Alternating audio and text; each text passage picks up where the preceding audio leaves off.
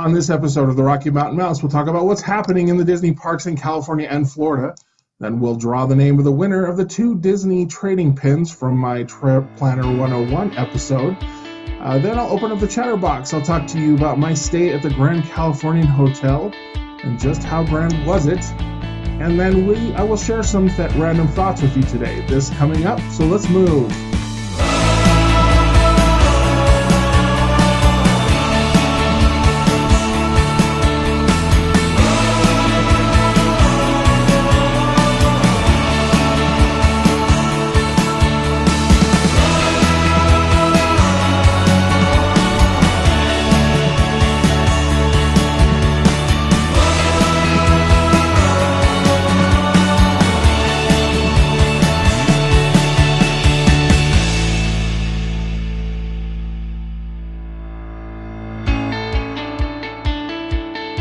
From the heart of the beautiful Wasatch Mountains, welcome to the 3rd episode of the Rocky Mountain Mouse. My name is Ray, and I'm sure glad you joined me today on my journey of all things Disney parks. So to get started, you may have noticed on my YouTube channel that I've split the series into 2. I have one, which is the Rocky Mountain Mouse that you're watching now, and then I've also created another series called Trip Planner 101, where I'll focus on how to plan a trip to the Disney parks. Right now, we're focusing on Walt Disney World, so if you've ever thought about planning a trip down there, or you just want some extra hints and tricks on how to do it, that's the series for you to be watching. So this next episode coming up will be step 1, which is cost versus budget. So make sure to check that out. Also, if you watch the Trip Planner 101 episode, you'll know that I invited anybody to make comments below, and then I would take the names of the people who did comment, put your name in a hat, draw the name, and that winner would win 2 of the Disney trading pins to help you get started on your Disney pin collection. So here's the hat. I will draw the name. All right. The winner of the 2 trading pins is Christy May Blue. So Christy, go ahead and either message me on Facebook, or you can email me at ray@rockymountainmouse.com or rmmouse.com, and you can give me your address and I'll send you those 2 trading pins. So congratulations to you. I will also have that same offer coming up on this episode for next week. So with that being said, we're going to go ahead and move on and talk about what's happening at the Disney parks.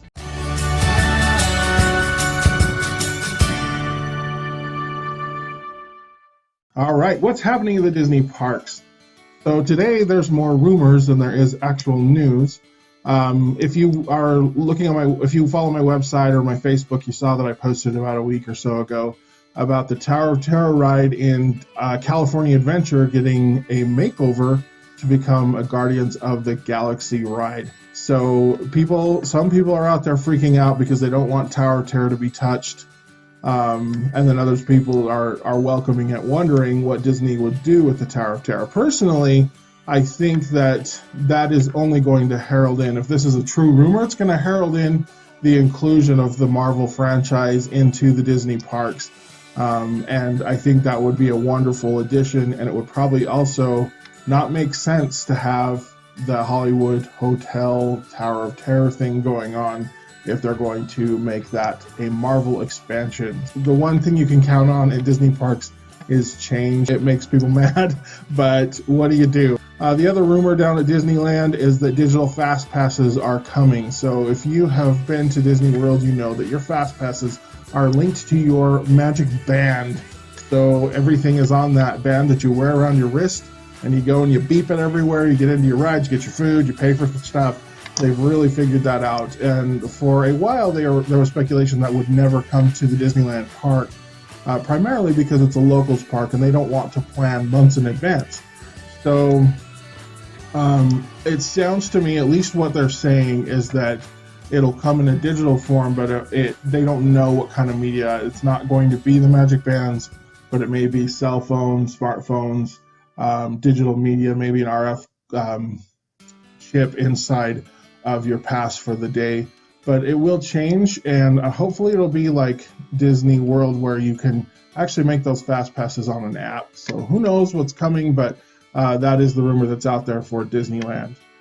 Down at Disney World, it isn't necessarily rumors, it's truth. Walt Disney World prices are going up on the holiday events, so Mickey's Not So Scary party and the Christmas party that goes on, the prices are now going up and tiered. So Disney sure has kind of gotten into that whole airlines, we're going to nickel and dime you at every corner, and we're going to make you pay at the most popular time. So, just for example, the Not So Scary party for adults during the slow days is $72, and then all the way up to $105 on the most popular nights. It's just slowly becoming more and more expensive to go to Disney World, which is not something that I'm necessarily a fan of. But what do you do? It's a free market, right? Then the last thing in what's happening is the Eiffel Tower at Hollywood Studios, it has come down. So much mourning of the icon, which to me was pretty weird because I went down there, and at the time, the first time I went down there, they had already replaced or they had placed the sorcerer's hat as the icon of the park right smack in front of the Chinese theater. So I didn't really care for it that much. It seems super cartoony as you're walking down Hollywood back in the 40s or whenever that era is supposed to be on that street. And then you just see this giant sorcerer's hat. I thought the sorcerer's hat was wonderful. I just thought it was a little bit out of place. But then they had this other icon, which was an icon prior to the sorcerer's hat, which is what has been called the Eiffel Tower. It's a fake water tower to represent the water towers of the Hollywood studios. But it was part of the backlot tour, and you couldn't actually touch it or stand in front of it to get a picture. So never really understood why people are so emotionally attached to it. But regardless, it has come down and is probably going to be scrapped and sold for its metal, is my guess. So sorry if that was something that yanks your heartstrings, but it is gone. So that's what's happening in the Disney parks.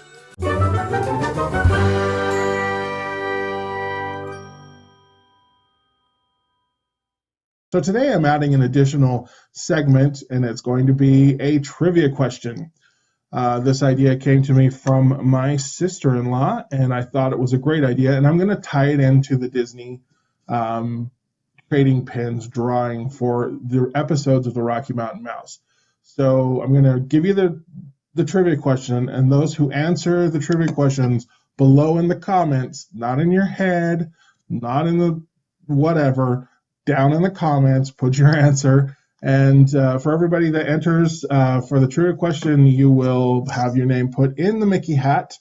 And then in the next episode of the Trip 101, we will pull the winner, and I will send you 2 lovely trading pins. So anyway, let's talk about the trivia question. This episode's trivia question. There is something that is still standing in the Disney park that was there before Walt bought the property in 1954. What and where is it? So that's your trivia question. So go ahead, Google it, and put the answer below in the comments.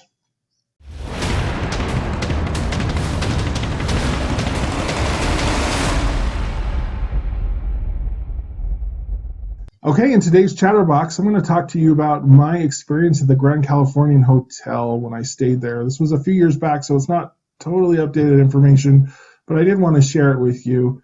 The Grand Californian Hotel is the flagship resort hotel at the Disneyland Resort, and it sits right in the center of the action. So you've got downtown Disney on one side and the California Adventure theme park to the other.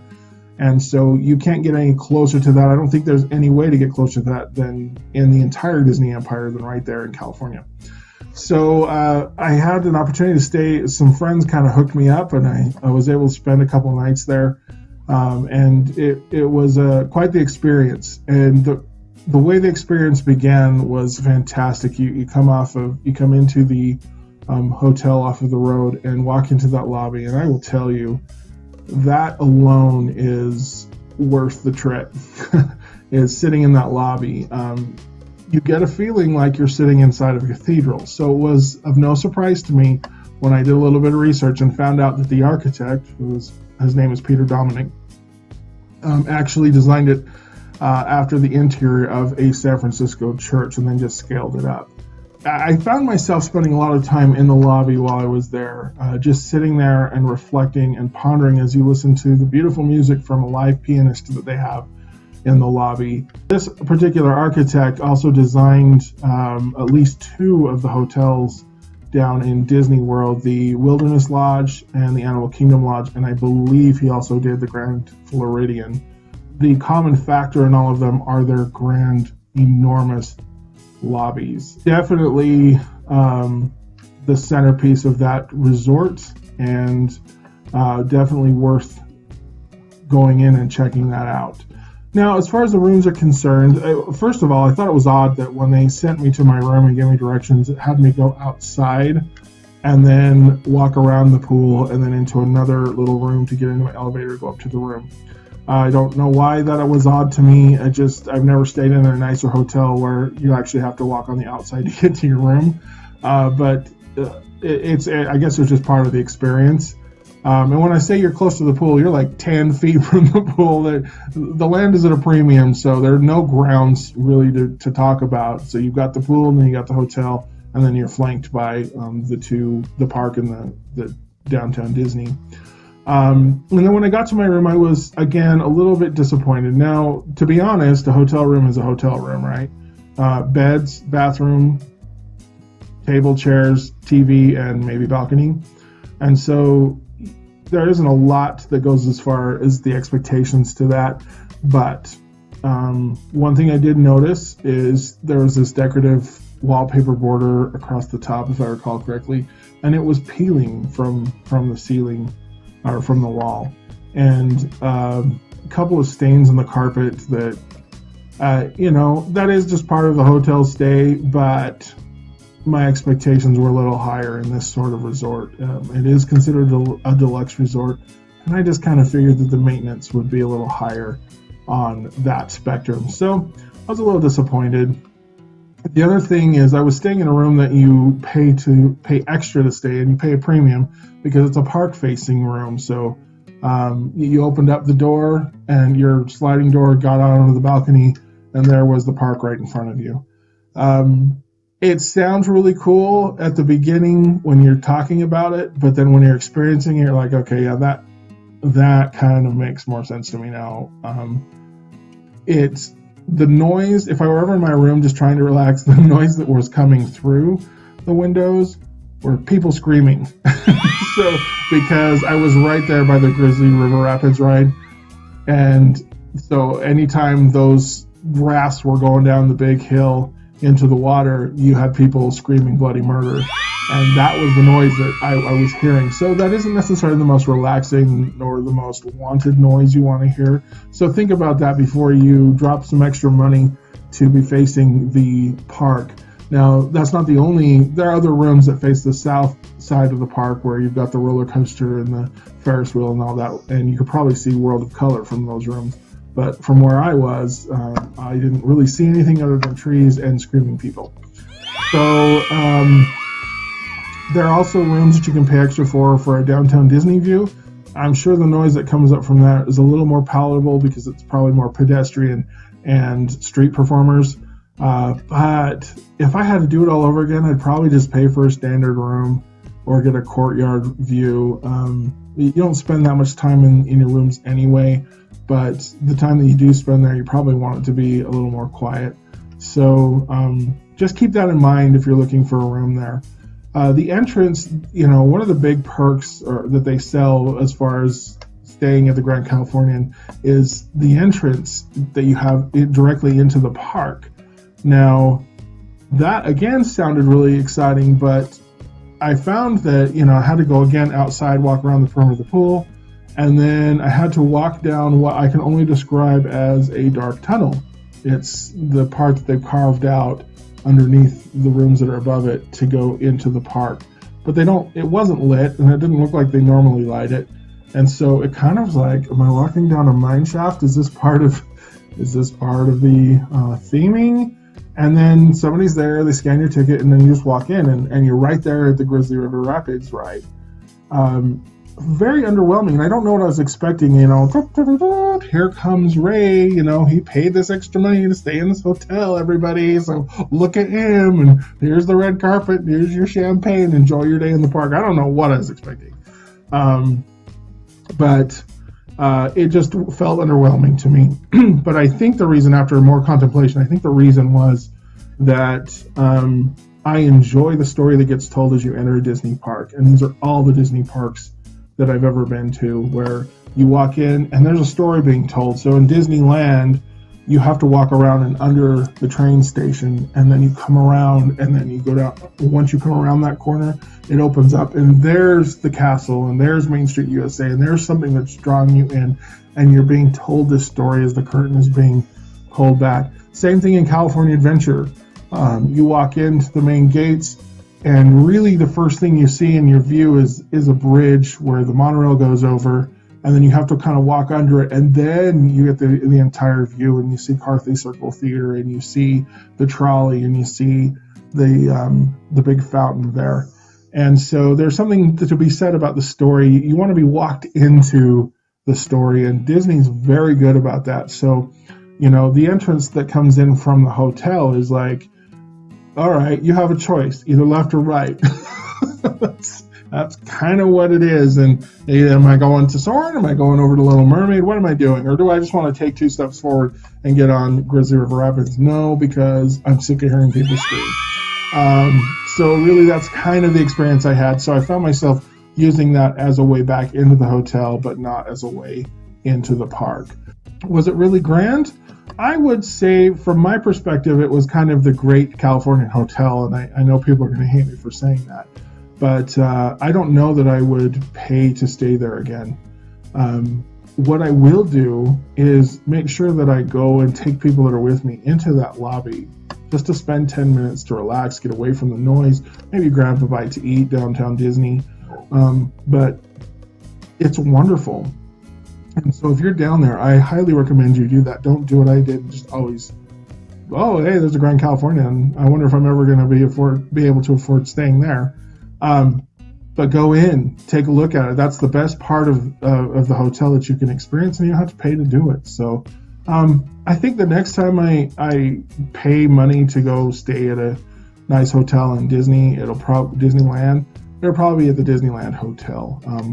And so, but I don't know.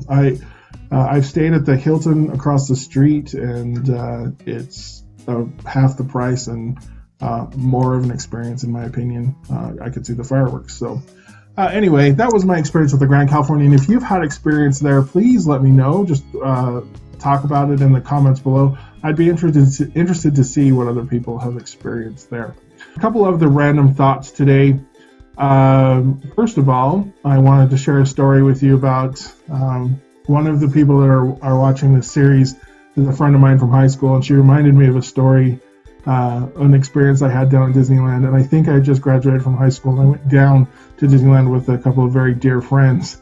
And while we were in Disneyland Park, we went over to Fantasyland, and we're in a gift shop. And this was maybe a year after Beauty and the Beast came out. So it was filled with Beauty and the Beast paraphernalia and souvenirs. And we were standing at a portion, and they were selling these chip cups, these little porcelain chip cups that had a music box underneath, and you'd wind it up and it would play a song from the movie. And so my friend was looking at this chip cup, and a lady, we were kind of blocking the way, so a lady came in behind us, and she said, "Excuse me, can you tell me what song that plays?" So my friend flips it over, and she's like, "Oh yeah, it plays Do Not Immerse in Water." And she goes about her business, and then you hear the lady behind us, and she's like, "No, really? What music does it play?" And she flips it over, and she holds it up and shows the lady. She's like, "Do not immerse in water." So, I started laughing so hard that I couldn't breathe. So I left the gift shop, and I think ended up over by the castle, by the Snow White little well thing they have there. And I was laughing so hard like I said, I could barely breathe. And she came out and still hadn't put two and two together. And she was just beside herself. What is so funny? And why was that lady so put out by that? I had explained to her, I'm like, that, my friend, was a warning sticker not to immerse the music box in water. It wasn't that's the music that it played. And oh man, that's got to be one of the funniest experiences I've had at Disneyland, and a very treasured memory. Do not immerse in water, the famous song from Beauty and the Beast, in case you haven't checked it out. I'm pretty sure they added it in the Broadway version. And the last thought I had this week surrounds the different kind of passion that you can have for the Disney parks. When I went down to Disney World for the first time, like I've said, I fell in love with it immediately. Wanted my family to come down, and honestly, inside my heart, I thought they were going to love it for the same reasons I did. And when they didn't, I mistook that for them not loving it. But the truth of the matter is, as we've gone through the years, we've discovered that everybody loves it for a different reason. And that's okay. And in fact, when you can kind of bring all of those different loves together, it increases the overall passion that you have as a group for the parks. So for example, these were thoughts I had. My brother and his family love the magic and the memories that are made at Disney. They love that Disney magic that you get, and there's no better place to get it than the epicenter, which is Magic Kingdom down in Disney World.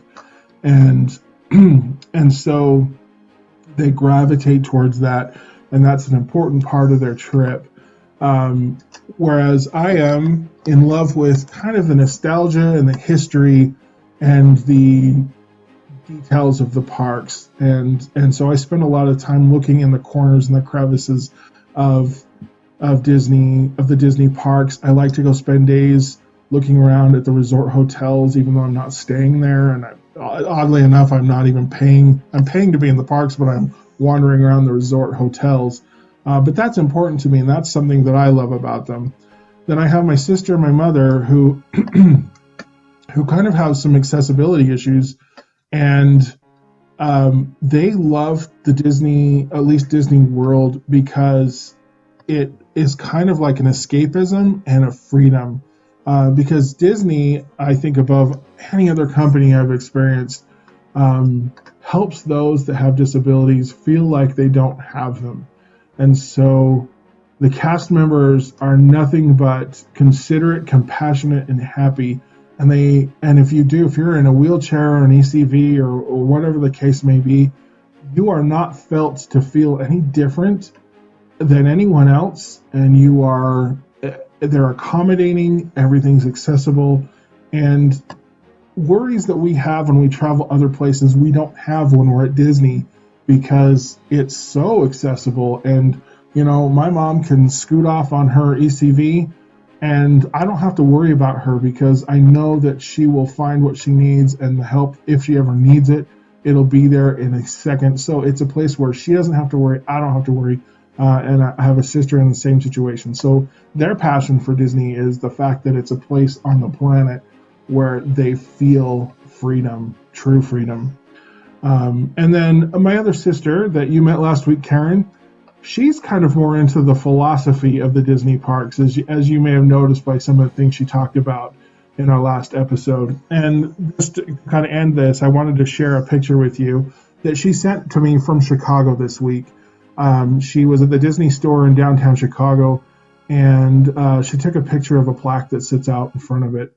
And this is a quote from Walt Disney, and it states, "The things that we have in common far outnumber and outweigh those that divide us." And again, this kind of speaks to her passion for Disney, but is also a very poignant statement, because he probably made this back in the 40s or 50s. But it is so relevant for our current time that the things that unite us outweigh the things that divide us. And you just think about our landscape right now. Our political landscape is kind of been turned on its head a little bit.